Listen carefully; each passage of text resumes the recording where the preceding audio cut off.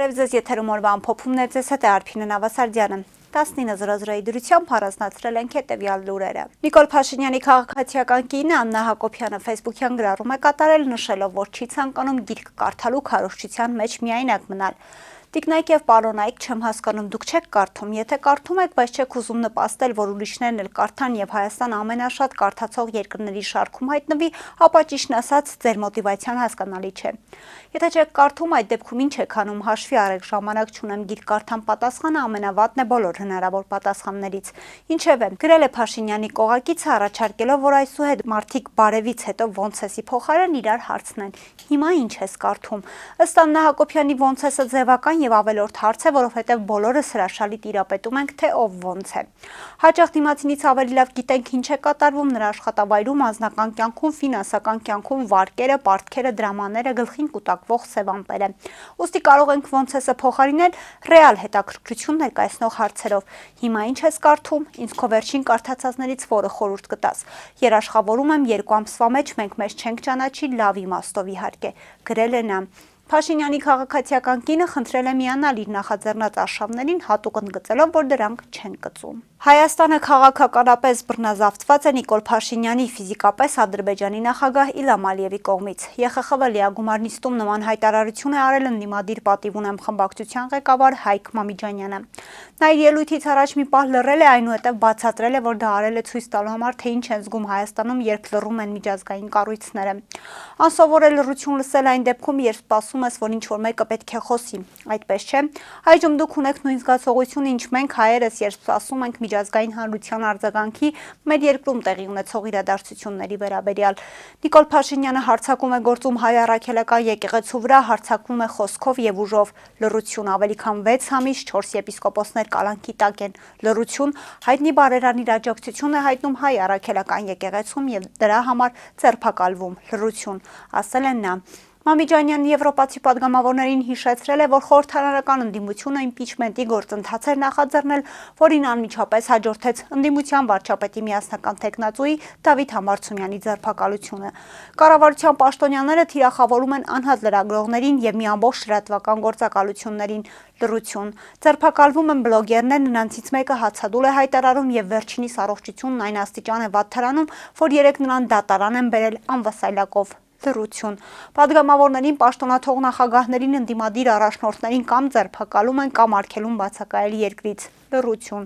Այս սարսափելի փաստերի շարքը կարող եմ անվերջ շարունակել, քաղաքականապես իմ երկիրը բռնազավթված է Նիկոլ Փաշինյանի կողմից, ֆիզիկապես Իլհամ Ալիևի, ընդգծել են նա։ Ընդդիմադիր падգամավորը ԵԽԽՎ-ում բարձրաձայնել է նաև Հայաստանի Հանրապետությունում քաղբանտարկյալների եւ Բաքվում պահվող Արցախի ռազմաքաղաքական ղեկավարության բանտարկության խնդիրը։ Ըստ Մամիջանյանի 50 հայ Հայաստանում, 19 Բաքվում բանտարկված են զուտ հայ լինելու համար։ Ադրբեջանական գերությունից վերադարձած Վիգեն Էուլջեքչյանի մոտ Երևանի բժշկական կենտրոններից մեկում իրականացված հետազոտության արդյունքում սրտի հետ կապված խնդիրներ են հայտնաբերվել։ Այս մասին Սպուտնիկ Արմենիային հայտնել է նրա կինը Լինդա Էուլջեքչյանը։ Ավելի վաղ Լինդան պատմել էր, որ վերջին օրերին ամուսնու առողջական վիճակը վատթարացել է, նա նաև նյարդաբանական խնդիրներից է գանգատվում։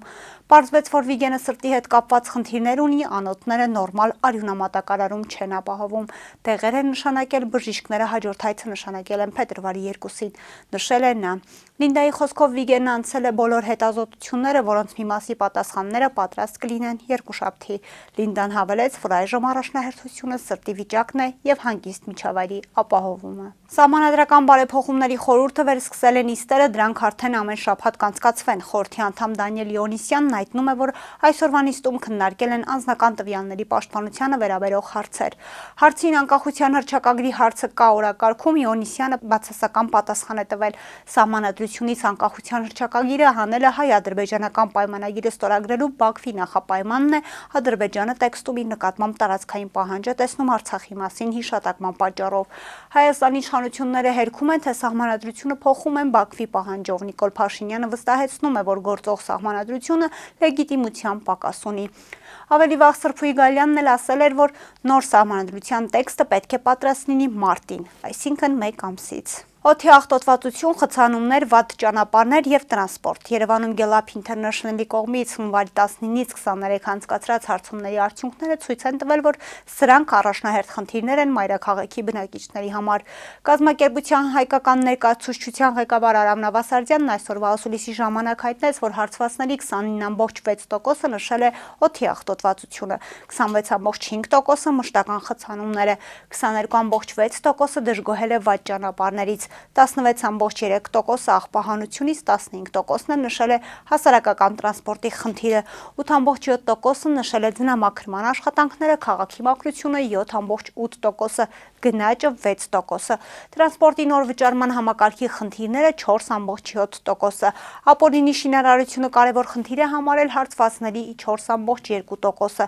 հանցագործության աճը 3.7%-ը, որպես դրական փոփոխություն նշվել է նոր ավտոբուսների գնումը, դա նշել է հարցվածների 17%-ը, 12.3%-ը նշել է ճանապարհների ասֆալտապատումը, 10.6%-ը աղբահանության կազմակերպումը, 10.1%-ը բակերի բարեկարգումը, 8.7%-ը զբոսայգիների բարեկարգումը, 7.7%-ը տարածքների կանաչապատումը։ Հարցվածները գնահատել են նաև Տիգրան Ավինյանի, ինչպես նաև վարչական շրջանների ղեկավարների աշխատանքը։ Ընդ որում յուրաքանչյուր վարչական շրջանի ղեկավարին գնահատել են միայն տվյալ վարչական շրջանի բնակիչները։ Ամենաբարձր ցուցանիշները ստացել են Կենտրոն եւ Մալաթիա Սեբաստիա վարչական շրջանների ղեկավարները։ 5 բալանոց սանդղակով Տիգրան Ավինյանը ստացել է 3 բալ, Աջափնյակի ղեկավարը 3.3, Ավանը 3.6, Դավթաշենը 3.3, Արաբկիրը 3.3, Էրեբունին 3.7, Կենտրոնը 3.8, Մալաթիա Սեբաստիան 3.8, Նորնորքը 3.3, Շենգավիթը 3.7, Քանաքեր Զայթունը 3.4, Նորք Մարաշը 3.4, Նուբարաշենը եւս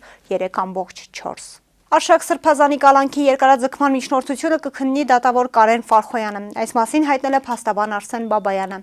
Արշակ Սրբազանի կալանքի երկարացման միջնորդությունը Երևանի դատարանի 3 նստավայրերում պտտվելուց հետո վերջապես գնաց ու գտավ իր սրտի դատավորին, եւ այդ դատավորն է Կարեն Ֆարխոյանը։ Կալանքի երկարացման նիստը կկայանա երկուշաբթի օրը փետրվարի 2-ին ժամը 18:30-ին դատարանի կենտրոնի նստավայրում, նշել է նա։ Փաստաբանն ակնկալում էր, որ միջնորդությունը կքննի դատավոր Մասիս Մելքոնյանը, սակայն նա երկրում չէ։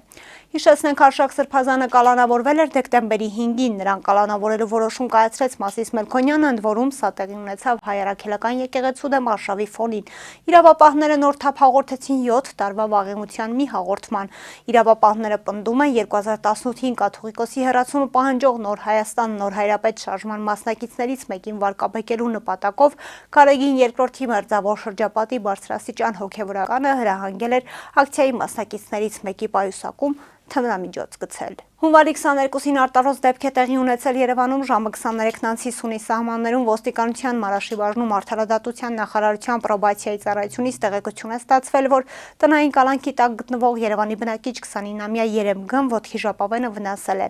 Ինչպես հայտնում է ֆոտոլրագրող Գագիկ Շամշյանը, մեկնել է ոստիկանության Մարաշի բաժնի հերթապահ խումբը համայնքի ոստիկանի գլխավորությամբ։